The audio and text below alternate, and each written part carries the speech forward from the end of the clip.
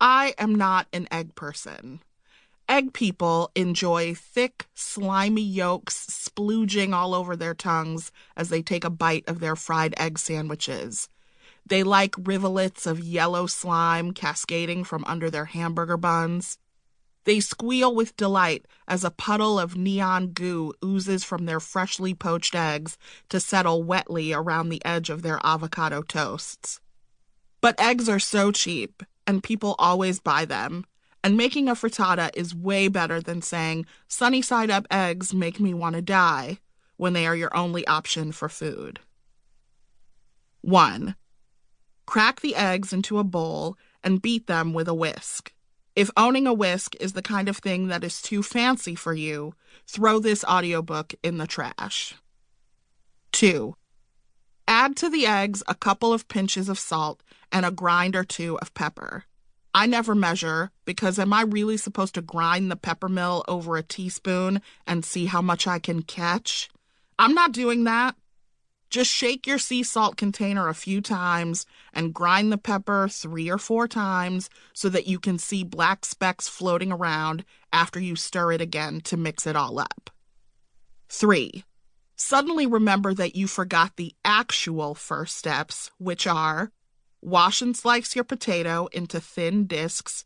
Use a mandolin and watch your fingers. Wash, core, and seed your red pepper, slicing into skinny strips. Cut your onion, but not into chunks, because chunks are weird feeling in eggs. Okay, here's how I do it.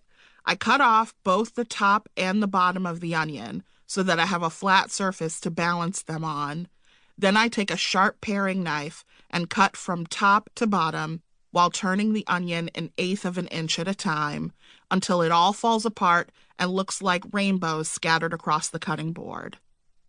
Now is about the time I feel like I've accomplished a lot, so I usually take a break, which often involves admiring my beautiful pile of uniformly cut vegetables while drinking coffee and wondering whether this will actually be worth it in the end. 4.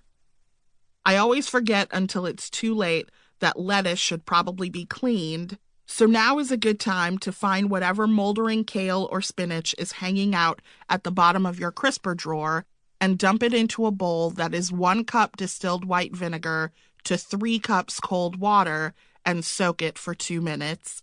Then rinse it in a colander and maybe shake it a little to get some of the water out.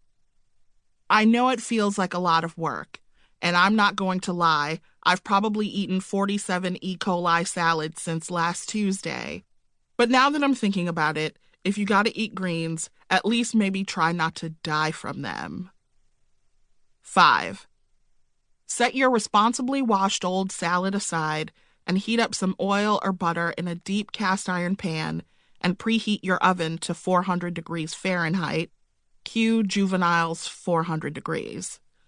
Cook the potatoes first for 5 minutes over medium heat, moving them around a little bit so they don't stick or burn. Then add the onions and peppers and cook for another 5 minutes, moving everything around, but not so rough that you turn it into gross mush. At this point, you could add some crumbled cooked bacon, but that adds a series of extra steps that I'm not going to do while hungover on a Sunday. So it's a no from me, dog. But I might chop some deli ham and toss it in there if I have it. But again, probably not. Anyway, if you're putting meat in this, chop it up and throw it in now. Also, at some point during this process, sprinkle salt and pepper on it. 6. Add the rosemary and the shredded cheese dregs to your beaten eggs, remember them, and stir. Then flatten out the vegetables in the hot pan as best you can and pour the egg mixture over it. Shake off your ripped up chard or kale or spinach and kind of just gently press it into everything. Don't add so much that it doesn't mix in. Eyeball the right amount. Scroll through your Insta feed and look at pretty brunch spreads. No one wants a glorified egg pizza with a bunch of dried up grass sitting on top of it. 7.